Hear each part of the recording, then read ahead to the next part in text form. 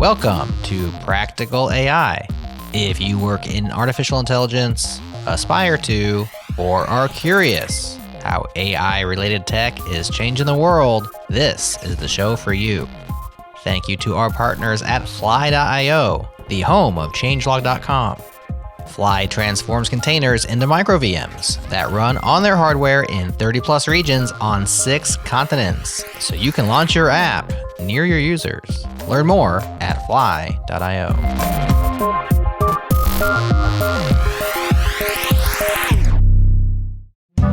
What's up, friends? Intel Innovation 2024 is right around the corner. Accelerate the future. Registration is now open, and it takes place September 24th and 25th in San Jose, California. This event is all about you, the developer, the community, and the critical role you play in tackling the toughest challenges across the industry. Ignite your passion for AI and beyond, grow your skills to maximize your impact, and network with your peers as they unleash the next wave of advancements in technology. Here's what you can expect. Understand the emerging innovation and trends in dev tools, languages, frameworks, and technologies in AI and beyond to empower you and the solutions you're building.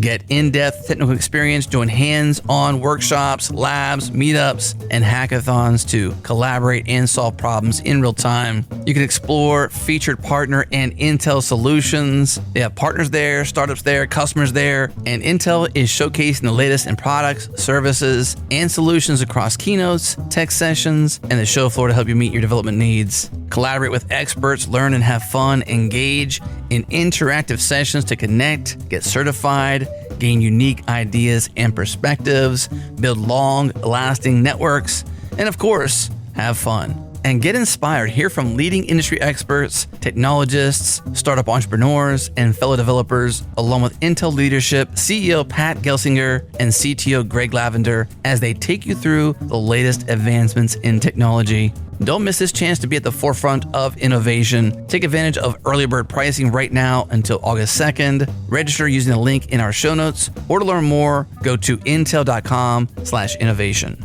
Once more, that's intel.com/innovation, or go to the show notes and click that link.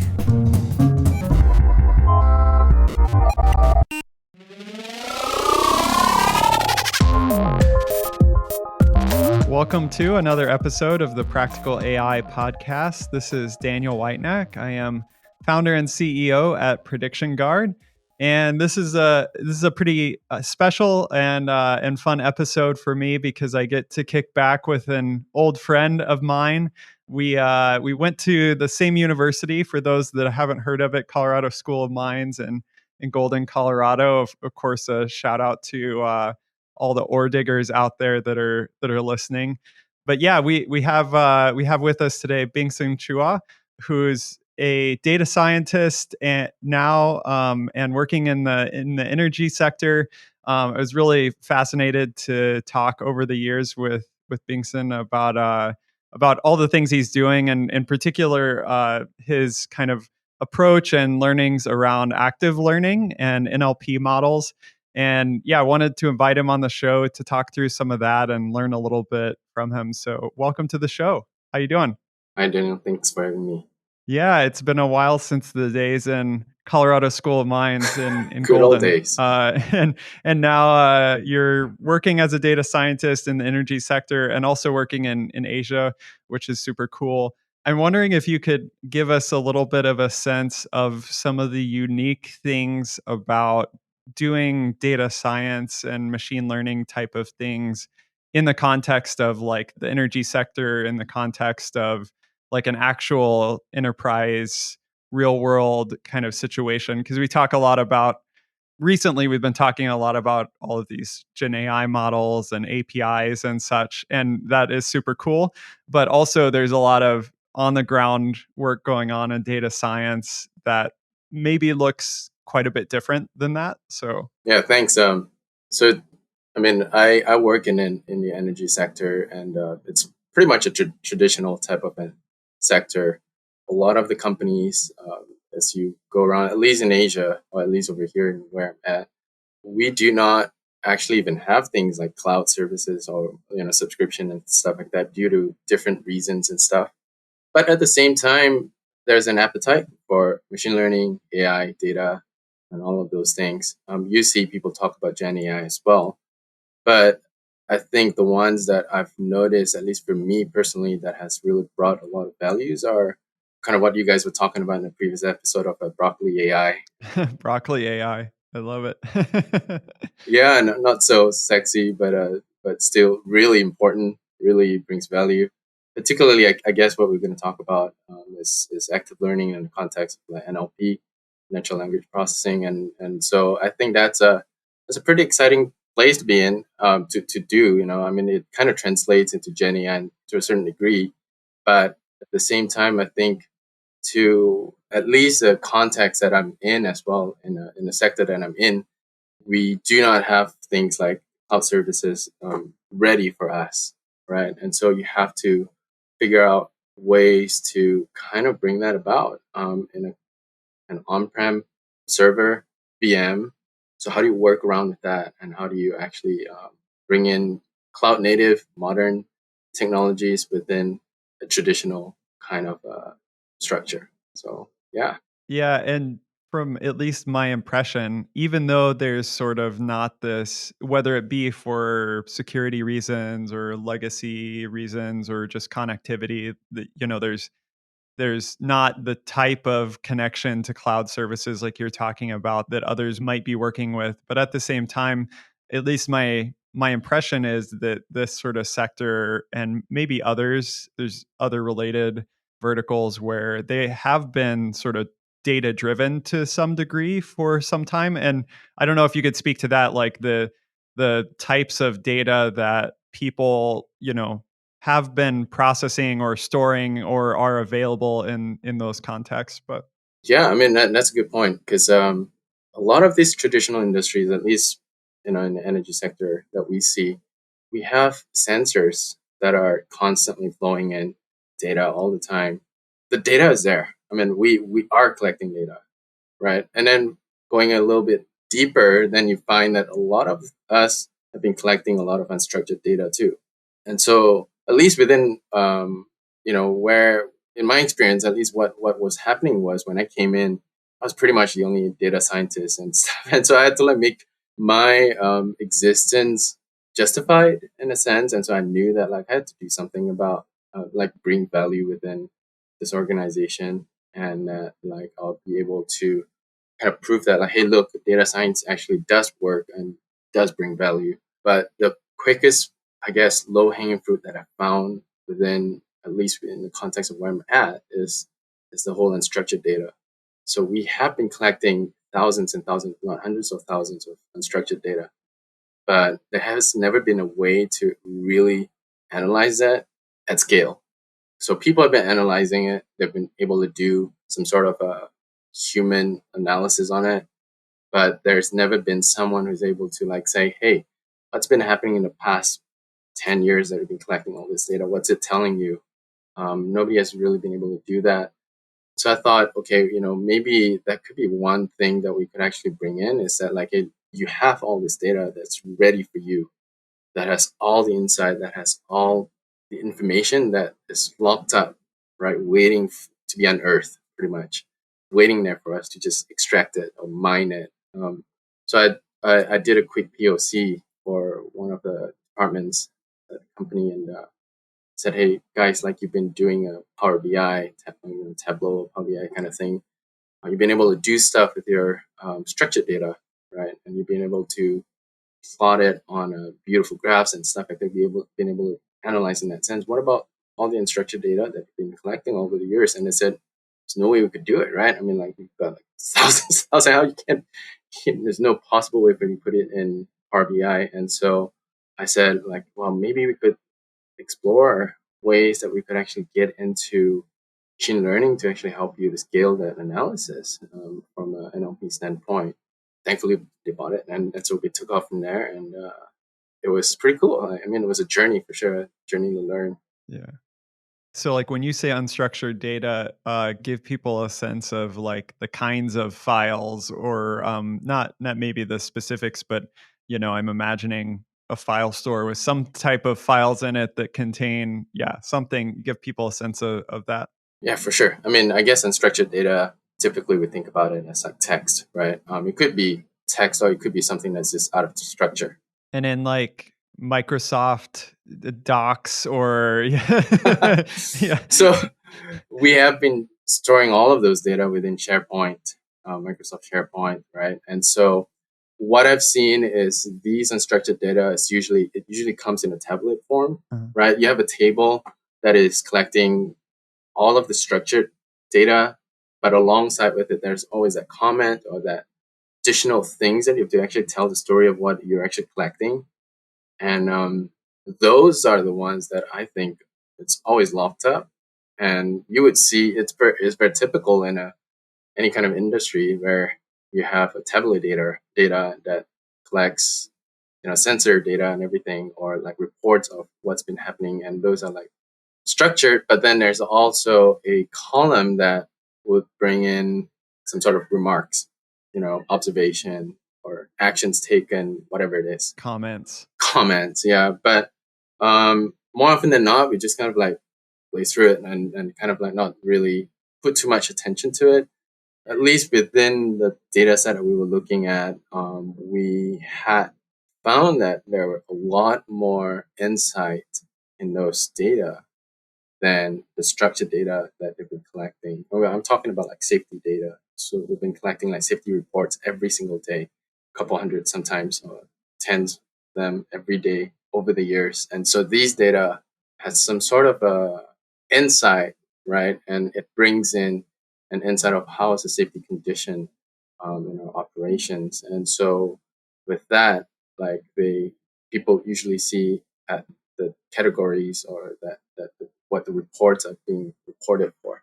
But then like when you look at the categories, you realize that sometimes it doesn't really jive with the stories that they're actually trying to bring in the unstructured data. And so that's where the part where we felt like it's going to bring in additional insight to the unstructured data that we see.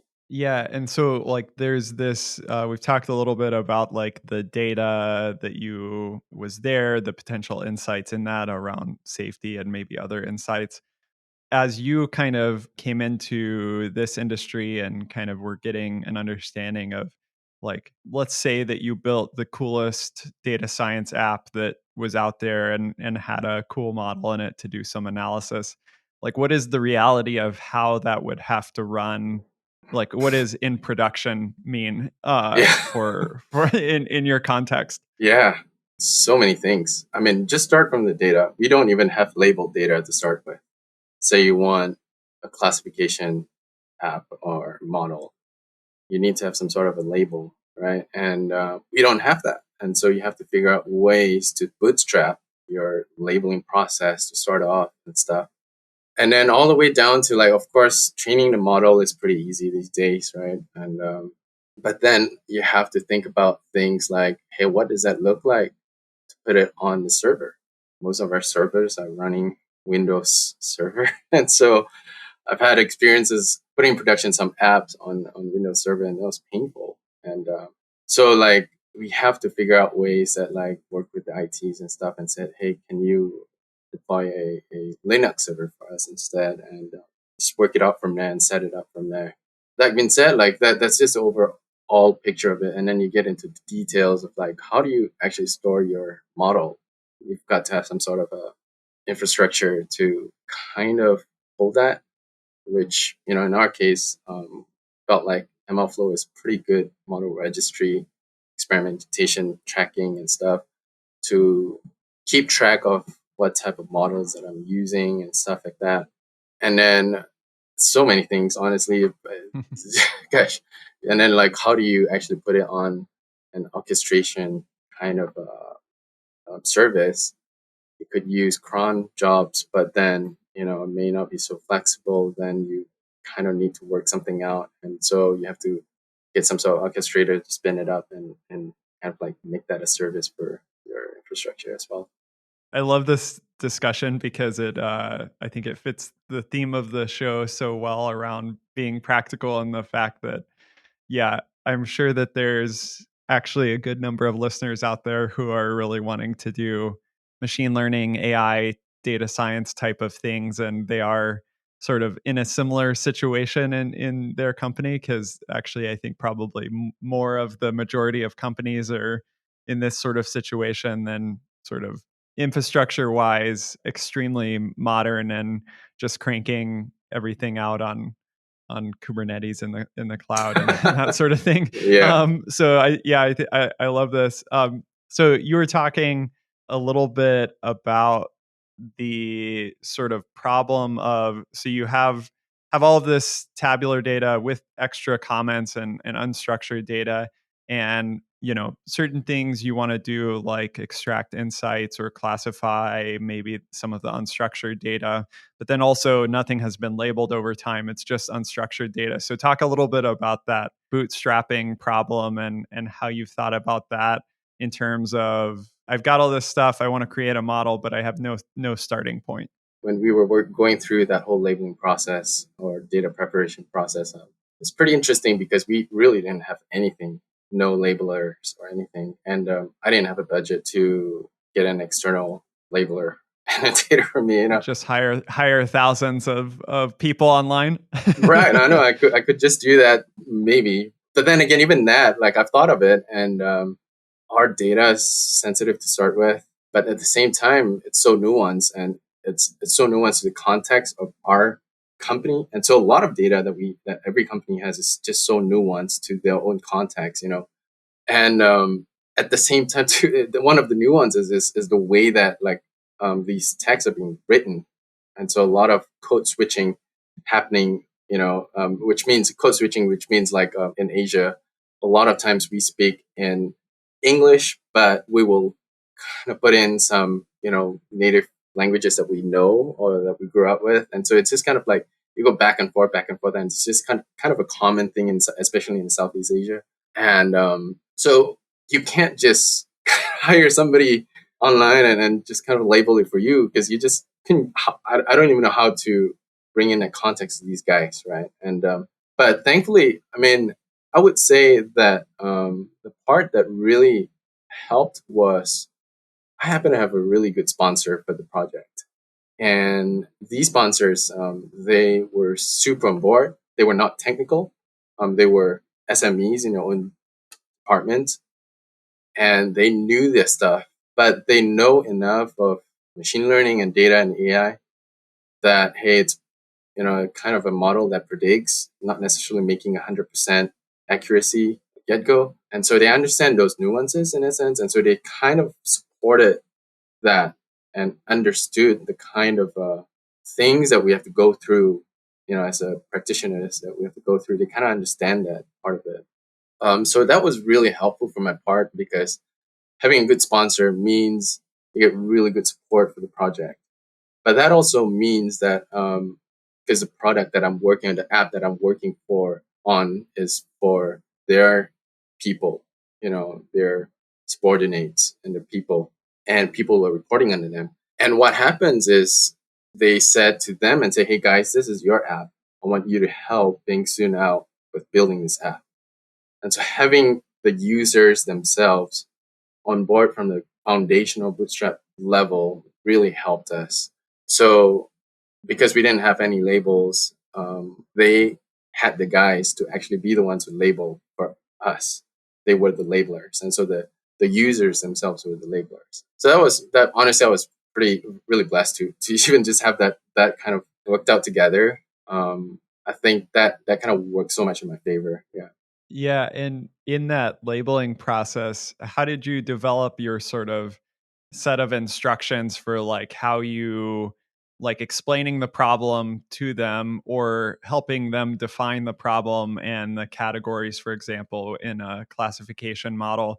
How was it for you? Because I've also had the experience personally, probably, and been burned a couple times where I'm like, oh, this problem makes sense to me. I set up the labeling thing. I release a bunch of labelers in there, and either the instructions don't make sense, or I've biased this in some way, or likely because I, like you had mentioned, I wasn't super close maybe to the users in that situation. But yeah, any learnings from that experience?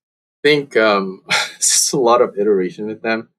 I had so many times like I would travel to see them. They work in our operation, so I would literally travel there to see them in person. And I said we would just go through, hey, these are the labels that we want to label.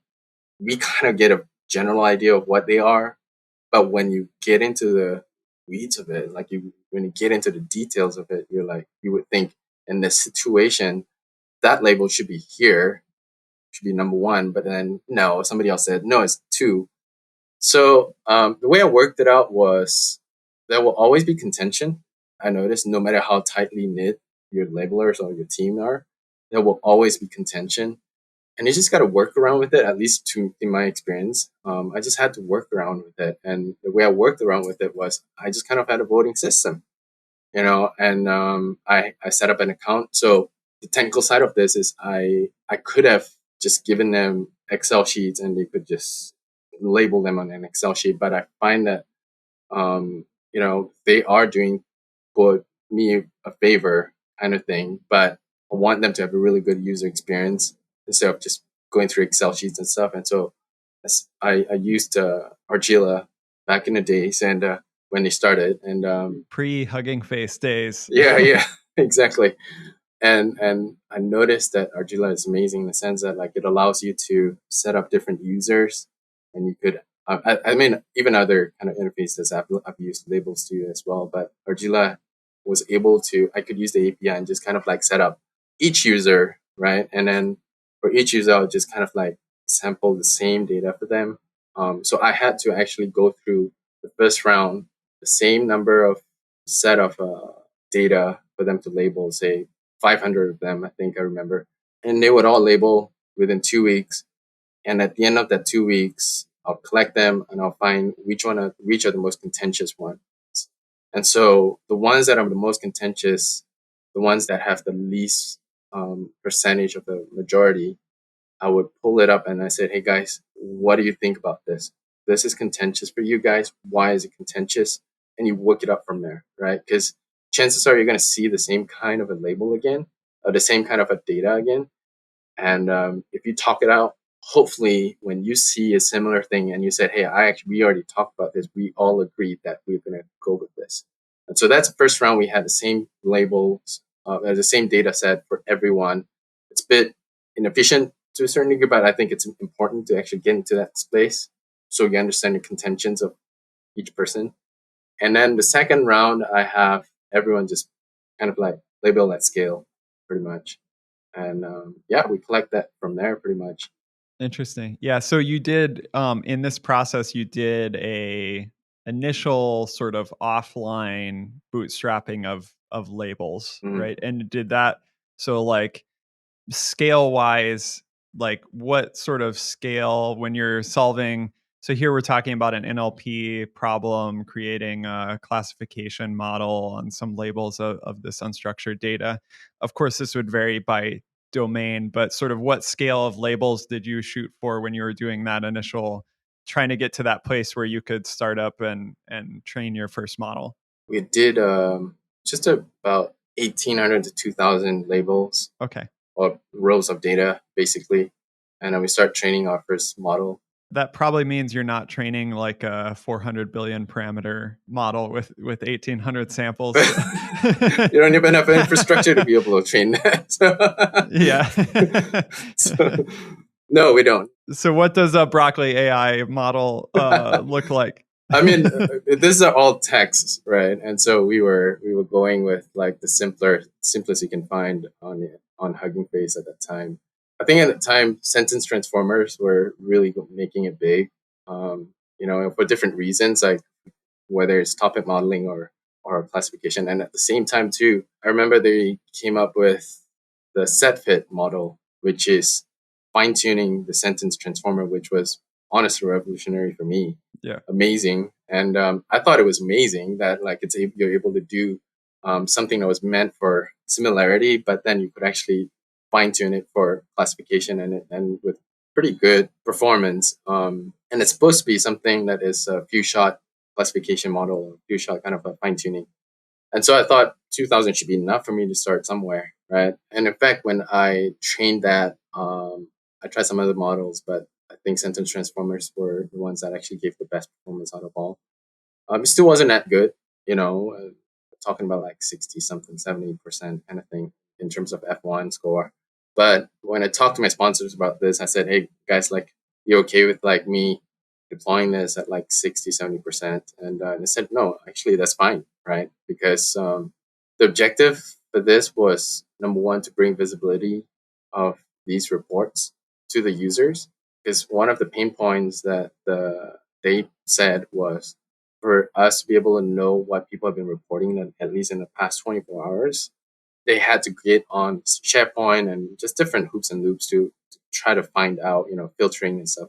But to be able to get that sent out in an email with the classification was already a win.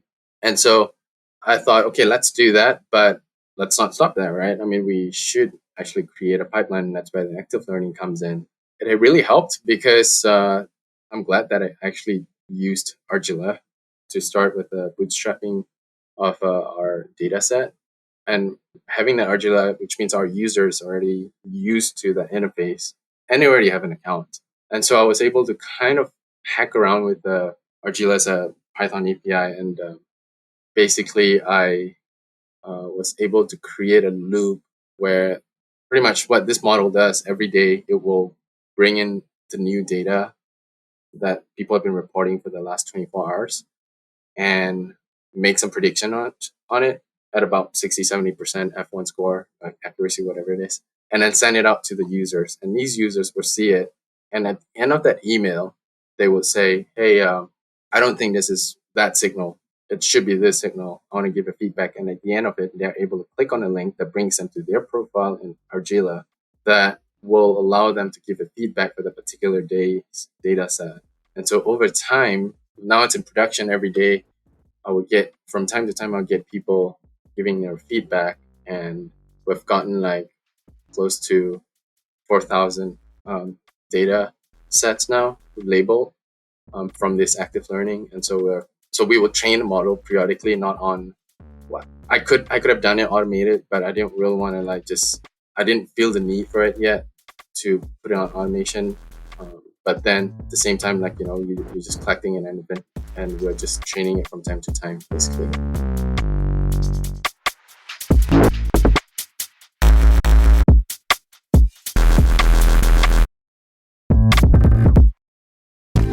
Hey friends, Outshift, Cisco's incubation engine, merges innovation with the art of possible, a launch pad for transformative emerging tech. Outshift blends startup agility with corporate strength to develop next-gen technologies from the ground up in AI, quantum technologies, cloud native, and more.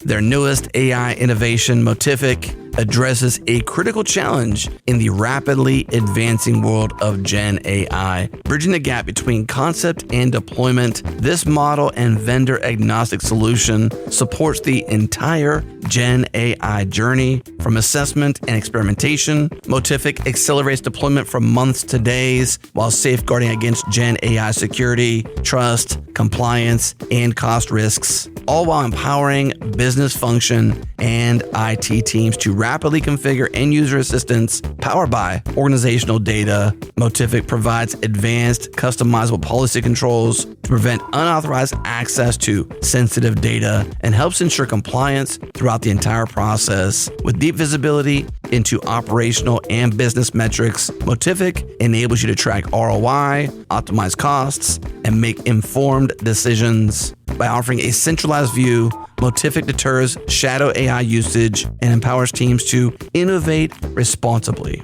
So move beyond the traditional constraints of AI implementation, utilizing AI deployment that is both responsible and is revolutionary, ensuring your projects are not just quickly launched, but built on a foundation of trust and efficiency. Visit motific.ai. That is motific.ai.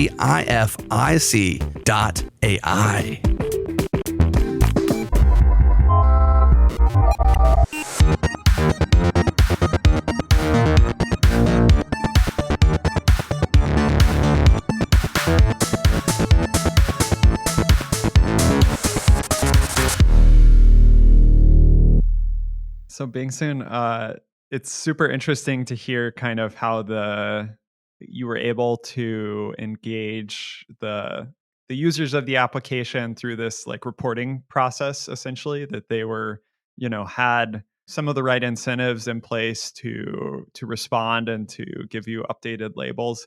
And you mentioned also the model repository, saving models, getting them out with MLflow in the context of, you deploying your model on-prem, you updating the model. You just mentioned kind of retraining the model.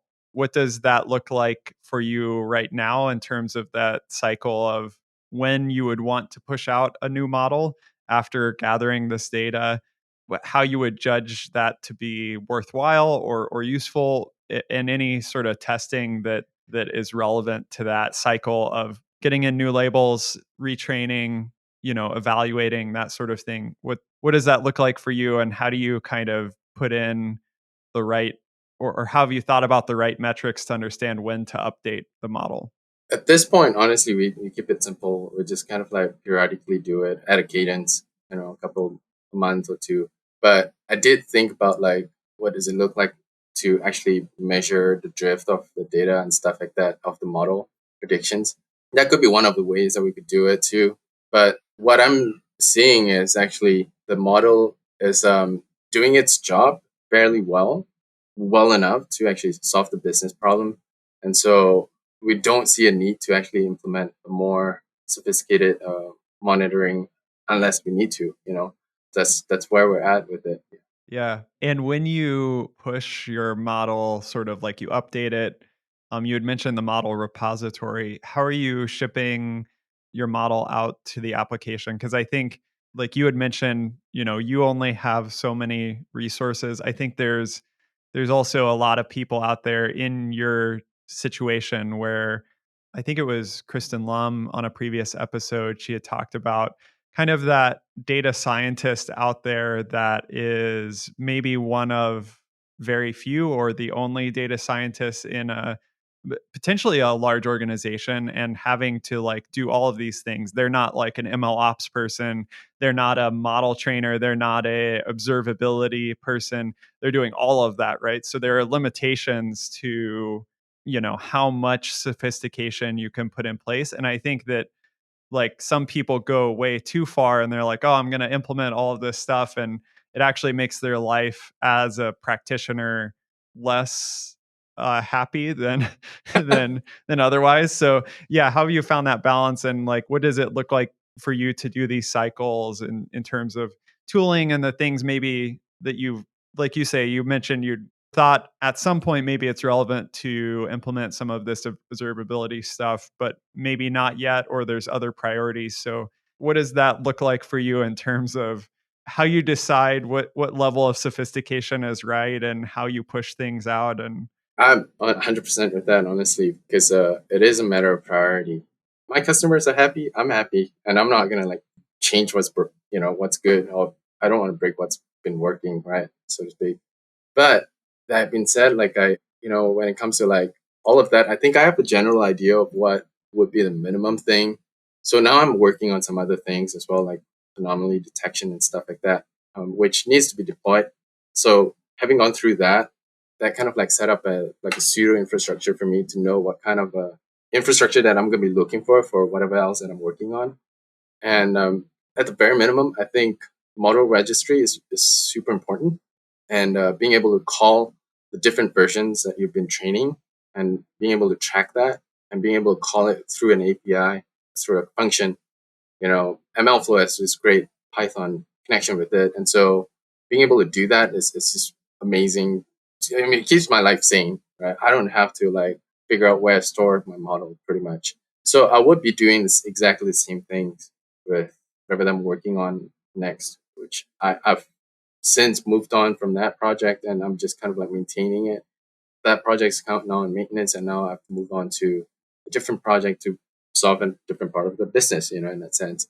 But that project kind of like I said, set the foundation and knowing what kind of things that needs to be done. So sorry, I'm kind of going ahead of myself. So one is MLflow being the most important thing for me in terms of this sort of scenario. The other one is orchestrator is also really important. having a really robust orchestrator. So for me, I think Prefect was perfect for me, and I was able to do different things and stuff. Yeah. The types of things that you're orchestrating are what types of things? You could do it real time with Prefect. At the same time, you could also be listening and stuff. But at the same time, you could also just running on schedule, calling different functions, sub functions, and things like that.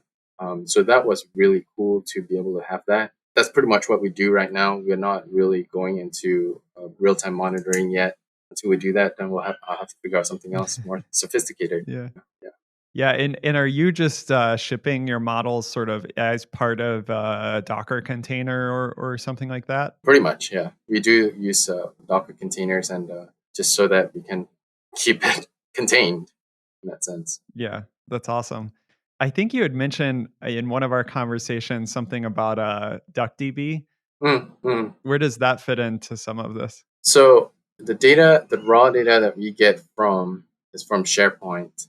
But if you have anyone who has any experience with SharePoint in terms of like wrangling and data stuff, it's so painful. Yeah. So I thought that would be good to actually have some sort of a middle layer, mini lake house or data lake kind of thing. And I didn't want to bother my IT guys too much. So I thought DuckDB is a great thing for it, right? I don't need a VM for it. And you can have an embedded SQL service that you can use. So that's being pulled every day, pulling the data into DuckDB, and DuckDB will be the one that actually cleans up the data, preparing the data to send it to the model.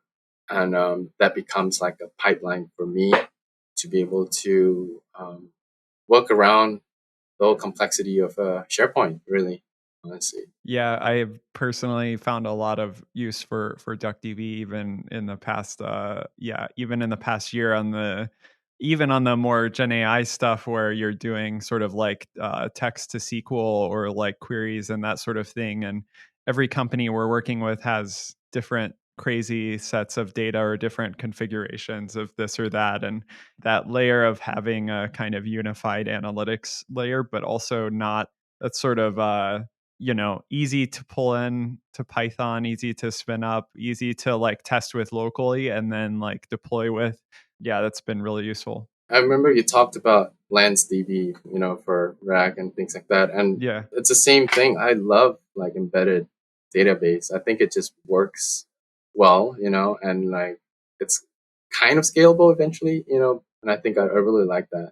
I think there was one blog post I've always referred back to because I also went through you and I were at Minds at the same time, and then like there was like data science hype, and then there was like the big data period where everybody was in Hadoop and Spark and all this stuff, which I know a good number of people still use Spark, but there's a blog post by the Mother Ducker Oh yeah. company. Yeah, but I think the title is Big Data is Dead or something.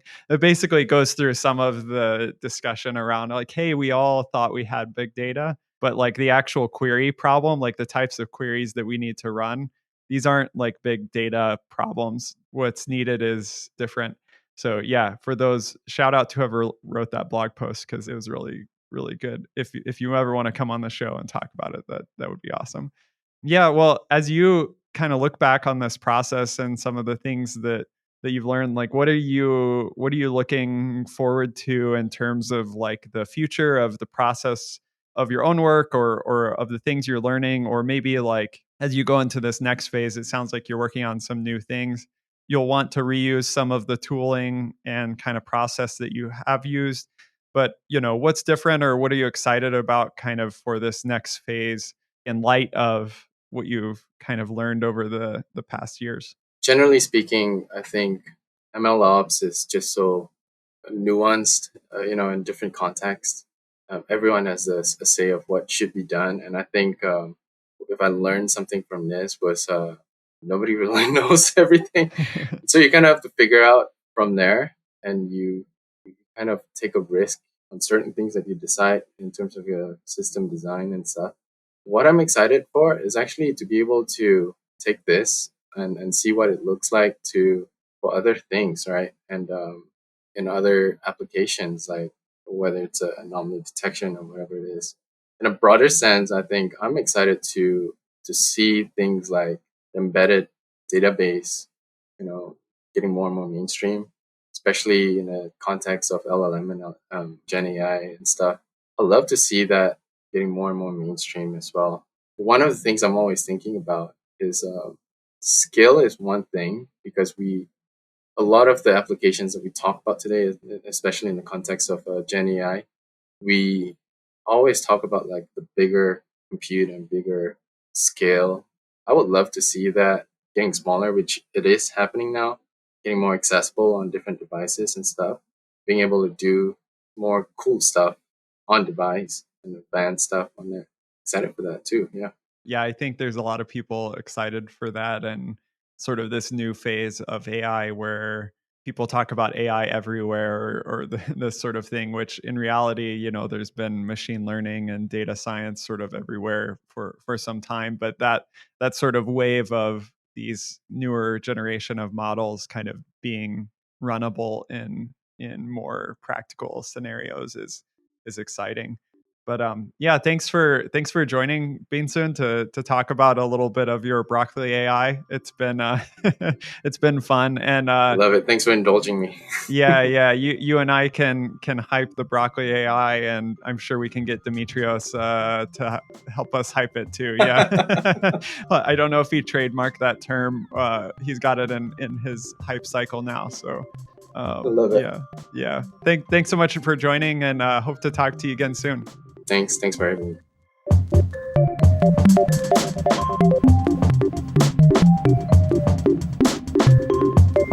All right, that is Practical AI for this week. Subscribe now. If you haven't already, head to practicalai.fm for all the ways. And join our free Slack team, where you can hang out with Daniel, Chris, and the entire changelog community. Sign up today at practicalai.fm/community. Thanks again to our partners at Fly.io, to our Beat Freaking residents, Breakmaster Cylinder, and to you for listening. We appreciate you spending time with us. That's all for now. We'll talk to you again next time.